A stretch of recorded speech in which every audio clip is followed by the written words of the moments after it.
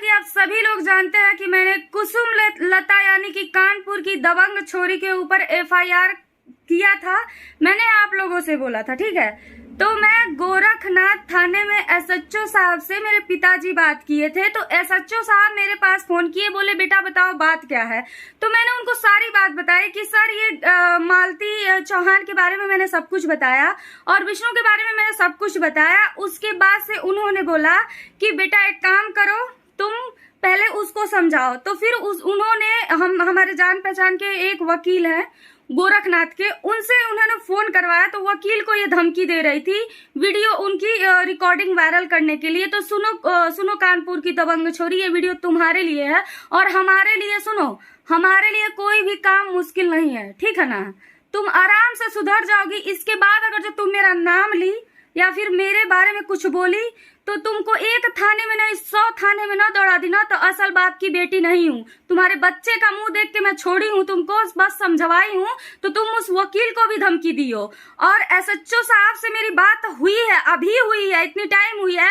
उन्होंने बोला कि बेटा अगर जो इसके बाद में लाइव में आई थी, तुम लाइव में एफआईआर का धमकी दे रही थी, तुम करो एफआईआर, तुमको जहां करना है तुम एफआईआर करो। पांडे जी डरने वाली नहीं है। अभी तुमको मेरे बारे में कुछ पता नहीं है, जब बस तुम फड़फड़ा रही हो ना।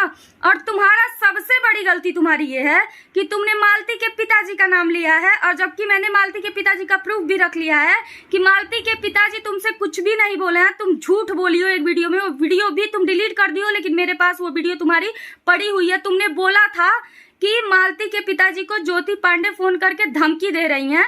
ये सारी चीजें तुम्हारी पड़ी हुई हैं, ठीक है ना।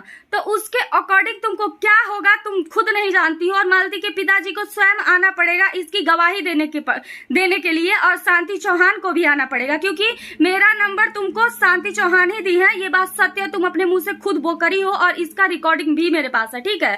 तो ज्योति पांडे से अजुराने से पहले 100 बार तुम अपने दिमाग से सोच लेना, क्योंकि मैं ज्यादा उड़ती नहीं हूँ, ज्यादा मैं बात नहीं करती हूँ। जो बात है क्लियर है, ठीक है।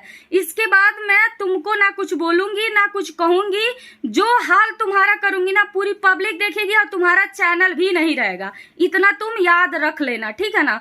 क्योंकि मेरी एसएचओ साहब से इतनी टाइम बात हुई है, मैंने सारी बातें जो है बताई हैं। जो लाइव में आके तुम फड़फड़ा रही थी ना, वो सारी बातें बताई। मैंने ये भी बताया कि सर मेरे को पहले से गाली दे रही थी, मैंने भी उल्टा सीधा बोला। बोले हाँ कोई बात नहीं है बेटा, अगर जो इसके बाद वो करती है, देखो तुम्हारा वो चैनल सभी लोग देखे हैं, तुम किस तरह से बात करती हो, तुम्हारा बात करने का तरीका क्या है, उससे वो लोग पहचान गया कि तुम किस कैटेगरी की औरत हो, ठीक है। तो तुम अगर जो ज्यादा उड़ोगी तो तुम खुद भुगत जाओगी। एक थाने में नहीं 100 थाने में दौड़ाऊंगी, तुम्हारी हेकड़ी टाइट हो जाएगी बस। तो